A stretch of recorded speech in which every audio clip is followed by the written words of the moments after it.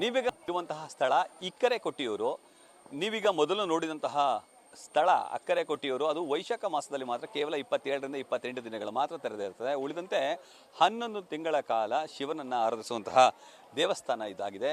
ಪರ್ಮನೆಂಟಾಗಿ ಒಂದು ದೇವಾಲಯದ ಗುಡಿಯನ್ನು ಕಟ್ಟಿ ದೇವಾಲಯನ ಅಂದರೆ ಶಿವನನ್ನು ಆರಿಸುವಂತಹ ಸ್ಥಳ ಇದು ಇಕ್ಕರೆ ಕೊಟ್ಟಿಯೂರು.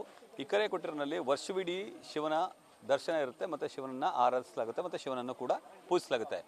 ಯಾರು ಅಕ್ಕರೆ ಕೊಟ್ಟಿಯೂರಿಗೆ ಬರ್ತಾರೆ ಅವರೆಲ್ಲರೂ ಕೂಡ ಇಕ್ಕರೆ ಕೊಟ್ಟಿಯೂರಿಗೂ ಕೂಡ ಬರ್ತಾರೆ. ಅಲ್ಲಿ ದೇವರನ್ನು ಕಣ್ತುಂಬಿಕೊಳ್ಳುವಂತಹ ಕೆಲಸಕ್ಕೆ ಕೂಡ ಮುಂದಾಗ್ತಾರೆ. ವೈಶಾಖ ಮಾಸದಲ್ಲಿ ಮಾತ್ರ ಇಲ್ಲಿರುವಂತಹ ಮೂಲ ವಿಗ್ರಹವನ್ನೇ ಅಕ್ಕರೆ ಕೊಟ್ಟಿಯೂರಿಗೆ ತೆಗೆದುಕೊಂಡು ಹೋಗ್ತಾರೆ. ಅಲ್ಲಿ ವಿವಿಧ ಧಾರ್ಮಿಕ ವಿಧಿವಿಧಾನಗಳನ್ನು ಮತ್ತು ಪೂಜೆಗಳನ್ನು ಸಲ್ಲಿಸುವ ಮೂಲಕ ವೈಶಾಖ ಮಾಸದ ಪೂಜೆಯನ್ನು ಸಲ್ಲಿಸ್ತಾರೆ. ಆ ಮೂಲಕ ಶಿವನನ್ನು ಆರಾಧಿಸುವಂತಹ ಕೆಲಸಕ್ಕೆ ಮುಂದಾಗ್ತಾರೆ.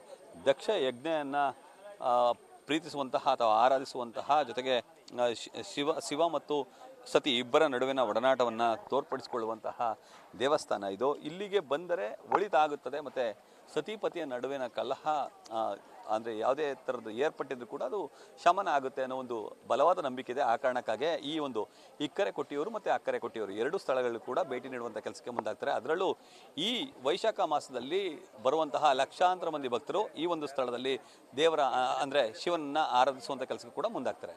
ಕ್ಯಾಮ್ರಾಮನ್ ಕಾರ್ತಿಕ್ ಜೊತೆ Ravi Pandavapura, news first, Kottiyur, Kerala. News first ನಿರ್ಭೀತಿಯಿಂದ ನಿಮ್ಮ ಪರವಾಗಿ.